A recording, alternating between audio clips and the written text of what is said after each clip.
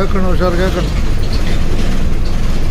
బస్తూరు లంక జనాల ప్రయాణంలో ఈపూర్ లంక కనపడుతుంది. ఈపూర్ లంక కనపడుతుంది. ఈపూర్ లంక కనపడుతుంది.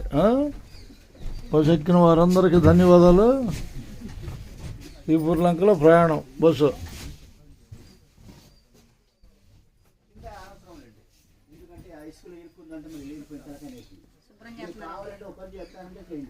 అక్కడ కిందకి వెళ్ళిపోకుండా ఓ స్పీడ్ బ్రేకర్ వేస్తే బెటర్. వెళ్ళినా గట్టుగా ఆగిపోయింది బండి.